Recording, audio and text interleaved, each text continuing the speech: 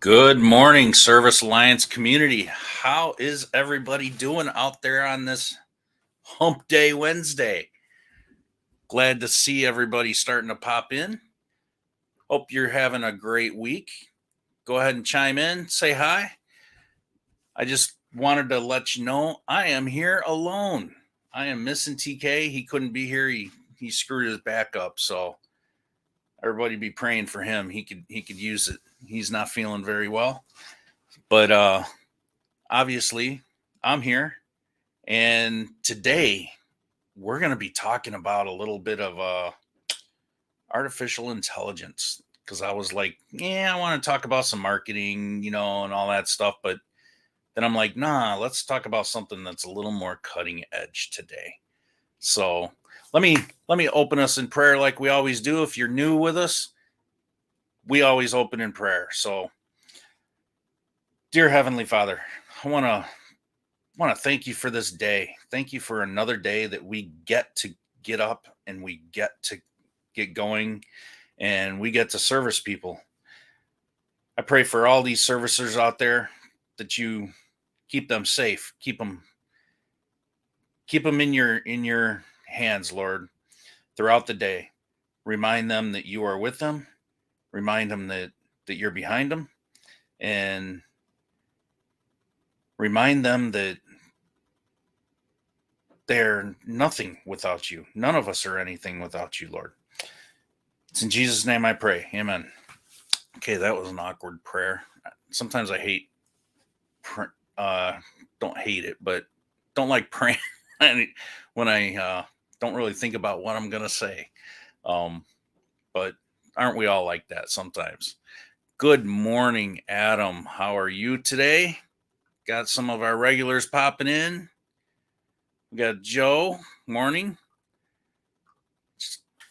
So, you guys want to talk about some AI stuff today? We're going to talk about how it's shaping the future for the service industry and what's coming down the pike and what to expect and how is this going to affect you as a servicer.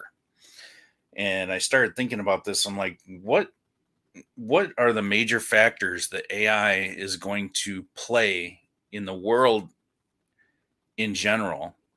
I already know how it's affecting my industry in the marketing industry, as far as SEO and web design and just marketing and pay per click and ads, all that stuff.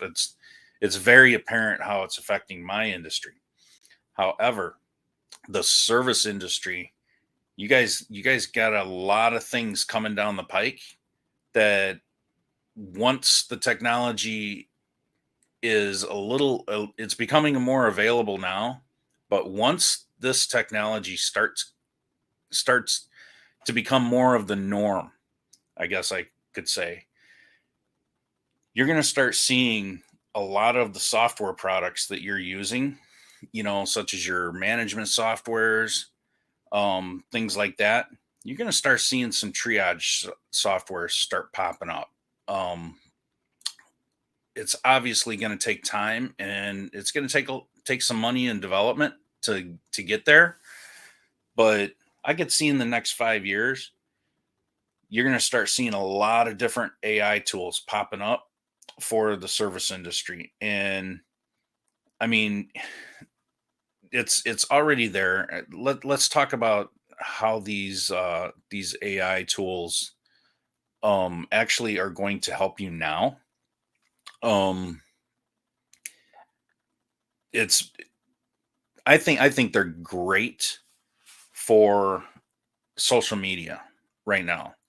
I think you can very rapidly create a calendar for your social media and set up some social media management tools so that you can automate. I'm all about automation. And if you can automate with some of these tools to where it'll automatically post on certain days and times and spread it out for you, you could load up a calendar, get everything scheduled, create your entire social media presence ahead of time, and you can have that go out all year long. You can spend 30 minutes to an hour every single month and just have all that scheduled to go out, and it's pretty cool. um Makes life very easy for you, and you could use that to create content, images, all kinds of things for social media. I think the AI tools, especially the content tools right now, are perfect for social media. I don't think they're perfect for what I do in, adding content to websites and blogs yet. They've got a long way to go. See, Saul just popped in. How you doing, Saul? Don't want to leave anybody out. But yeah, this all this stuff, a lot of people are thinking, oh, it's an easy barrier to entry for getting blog posts done. You can scale up your content, and that's true. However, AI content, and all AI content, is detectable. And that's something that a lot of people don't realize. And if you don't take AI content and blend that with human content, human written content that you put your own expertise on, like Google, there's this thing called EAT, and it's expertise, um, is one of the main things. That's the E in EAT. And now they just added another E to that acronym, and that E stands for experience. So now one of the ranking factors with Google is experience, and there's a real heavy play on that. And that experience is that human touch. So if you're not putting a human touch on everything that you put out there, why would Google even trust you? Why would any search engine? Why, it's a machine, but there's a trust factor. So if you look at it as not just the search engines, but humans, why would a human trust you if you don't have experience, right? And you're not conveying that experience in everything that you're putting on your social media, your all your marketing, your ads, things like that. That really, really matters these days. And I think it should. And these search engines are realizing that, and they're taking the generic, I guess, they're they're taking the level playing field, and they're basically crushing it. So everybody that's out there just pumping out a bunch of content and just garbage that everybody else is doing, the cream of the crop with a lot of experience are coming out of that, and they're the ones rising to the top. So that's one thing. As far as AI, it's an assistant. I think AI's got its place. It's not the cure all, but it definitely helps in a lot of different areas. um it definitely can help with um customer support, as far as, kind of doing some chat bots, things like that. That's where originally this really started to come into play, as they were testing it on chat bots. And it's interesting, but it was dangerous as well. It was giving people wrong advice, and things like that. And they tried testing it in the medical field, and the medical industry, it was really bad. So it has come a long way, but it's not there yet. But over the next few years, we're going to see some drastic improvements. Um, there's there's even images can be created with AI, and they're detectable as well, because there's certain patterns. It does an okay job at it, for some general things, but it's neat to play with. I don't think it's there yet, anywhere near photo reality quality images, but it's fun to play with. So, how is this going to affect the service industry? Um, my biggest prediction is going to be, besides the customer service end, I think triage is going to be a massive role in this. You're going to be able to put in a model number, I'd say, in some software in the future, and basically explain to it in human, write a human sentence and just explain what is it doing, what's the error codes, and is it making a certain noise or whatever, just like a customer would tell you over the phone when they call. And it's basically going to take that information.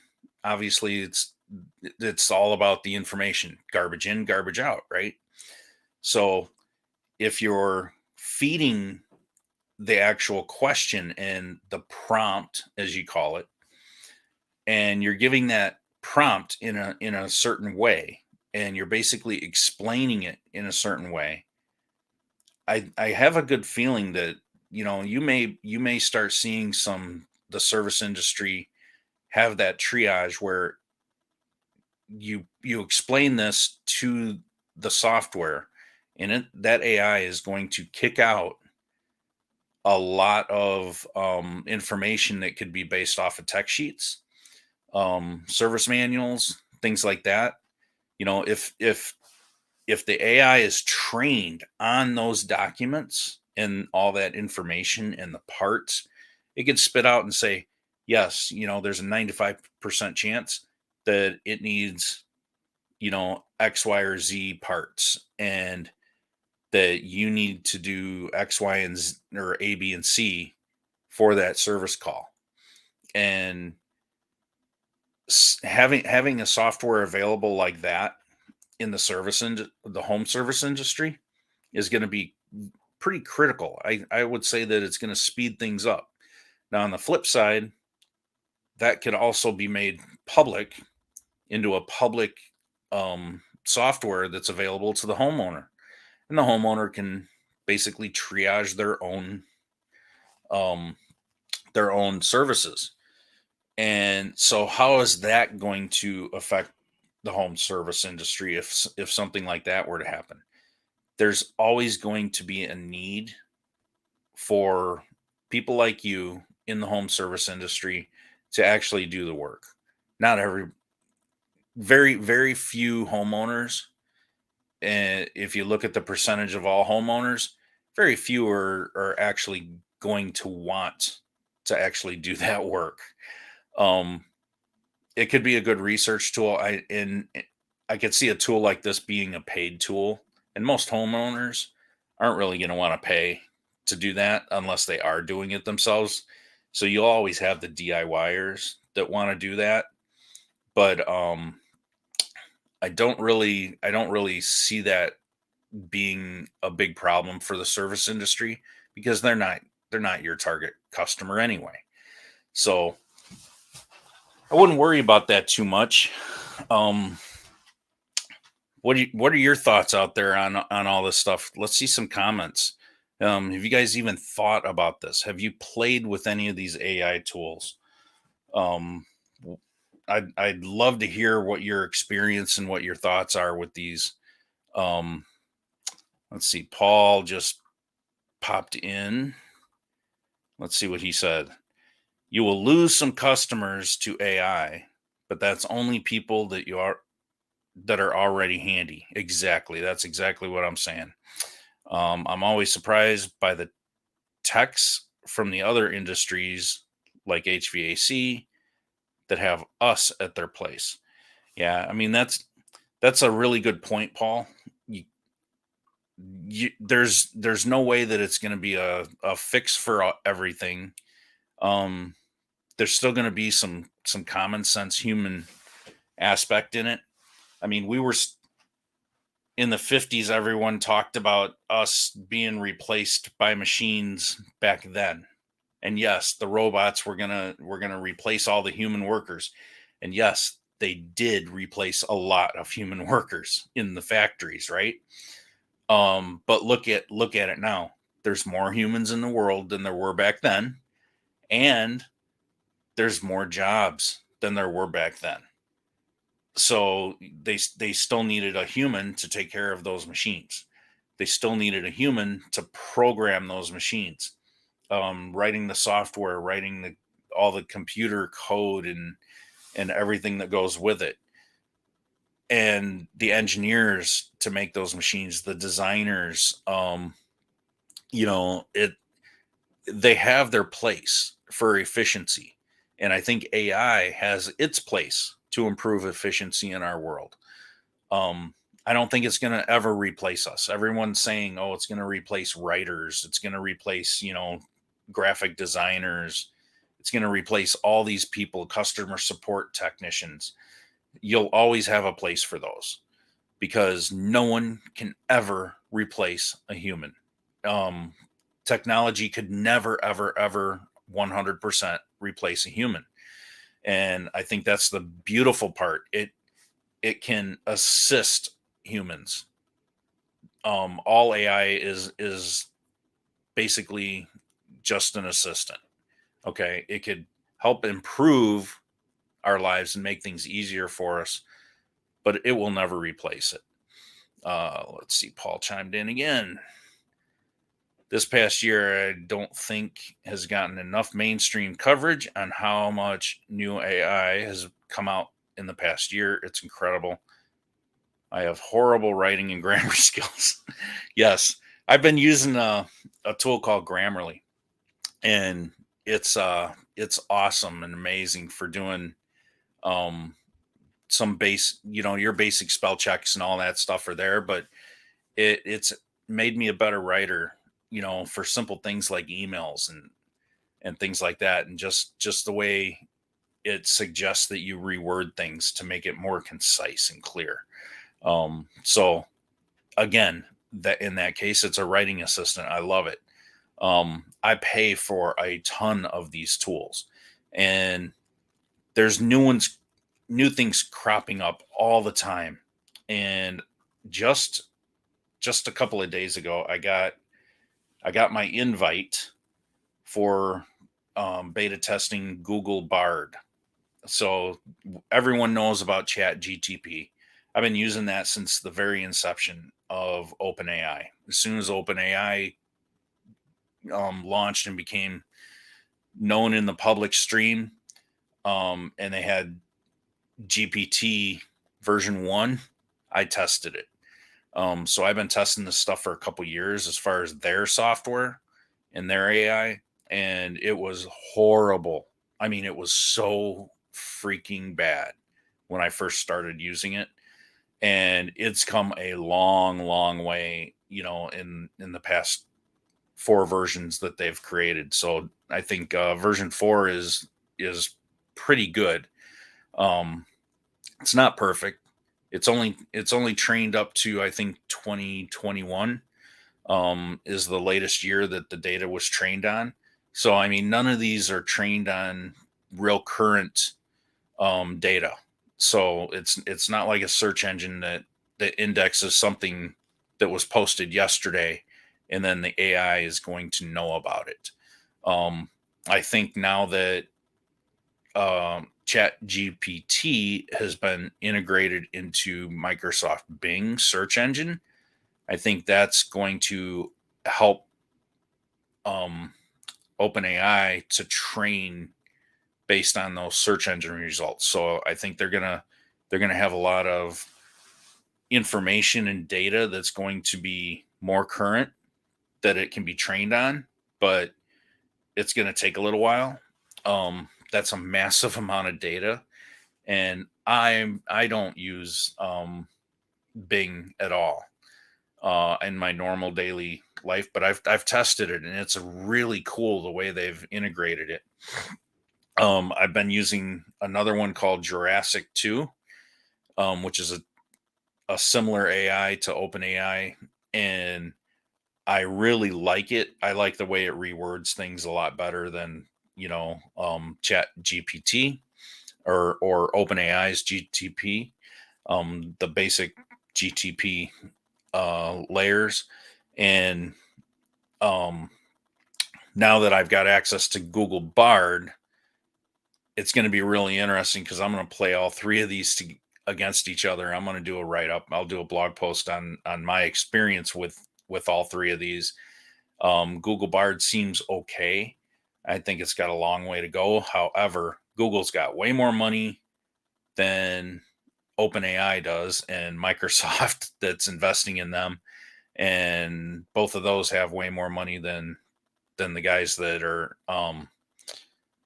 creating Jurassic 2. So it'll be interesting. I think those with the data and the money are going to rise to the top, and my prediction is Google Bard is going to rise to the top because Google already has all the data in the world. Basically, I mean, let's face it, they have more data than Microsoft or anyone else could ever have, and they've indexed the world. They've organized that information and the world's information very, very well, and they can train Google Bard on all that data and as much data and as little data and as current data as they possibly want. So I think it's going to take 2 or 3 years for Google Bard to be a massive powerhouse, and the same with OpenAI. But I think once it gets there, our world is massively going to change. In the past year, our world has changed drastically, and we're at the very, very beginning of it. I think in the next 5 years, we're going to see stuff that's just going to blow our minds. Um, there's already AI music programs that'll create actual musics and songs, not just lyrics, not just the text based stuff. We're gonna start seeing some virtual reality stuff come out that's all created with AI. And I think there's stuff that we haven't even thought of. I mean, we already have cars that are driven, self-driving cars that are based on this exact information that we're using now. So, I mean, Elon Musk, take the Tesla. Elon Musk helped create OpenAI. So ChatGPT I mean, he helped start that company, and he's using that same exact technology in his infrastructure for everything. Not just self-driving cars. I mean, he's using that technology in his SpaceX program. So I mean, he's got AI that's landing these massive rockets that we've never seen before, and that's all AI.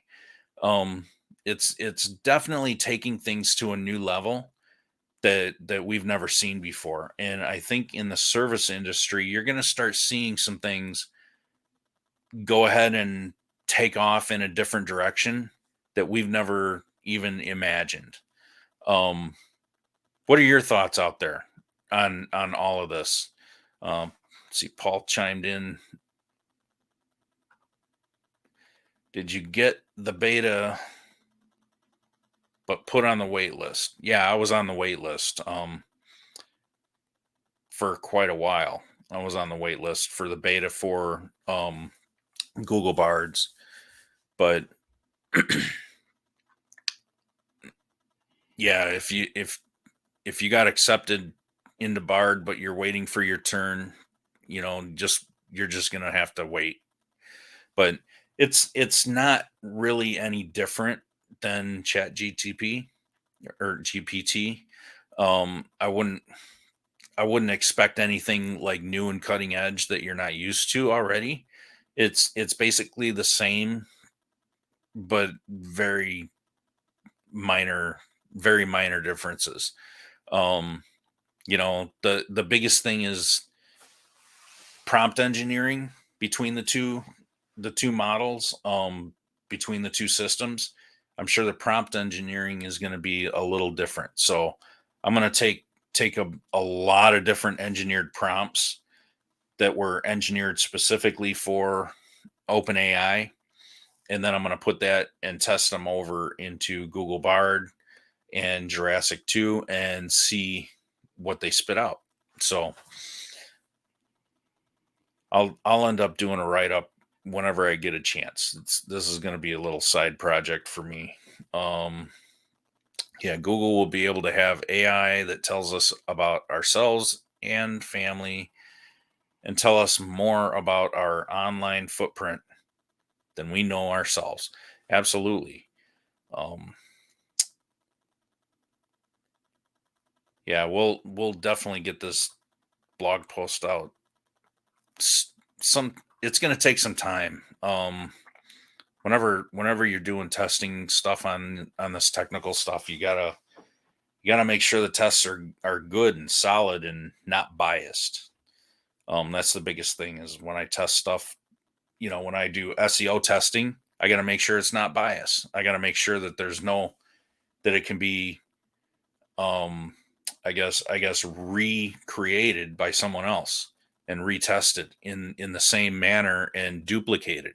And if they get the same results, then it's a viable test. Um, you got to make sure that there's no loopholes in it that have created a certain result in a certain way based on that bias, or identify different biases that may come out during the test. It's like anything. It's all science. um all of these things are patterns. They're all detectable, so we can put these tests into AI detection tools and everything, which I will be doing in my tests. So it'll be interesting. I've used some AI. I've done some SEO testing with these, as far as checking blog posts to see if they'll rank or not, see if they'll even get indexed.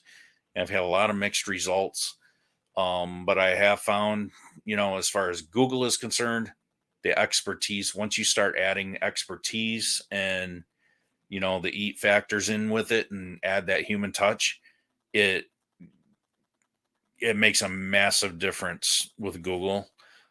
So just copy and paste an AI text is not a good thing. If that's what you're thinking about doing and thinking that you can get away with it, just don't do it. It's not going to be fruitful, and you're, quite honestly, you think you're saving time, you're wasting time doing it. So, um wondering if you guys got any actual questions out there.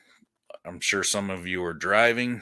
Going to get off here pretty soon, probably another 5 minutes, and then I'll head out. But I wanted to see if you guys had any questions or thoughts on this stuff.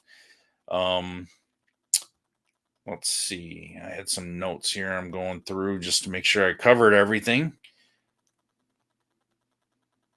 Yeah, it looks like I did. So, um,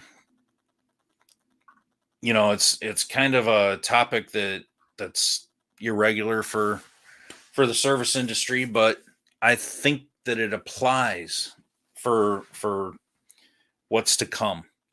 And I've talked about electric vehicles, and how that's going to affect our future in the industry.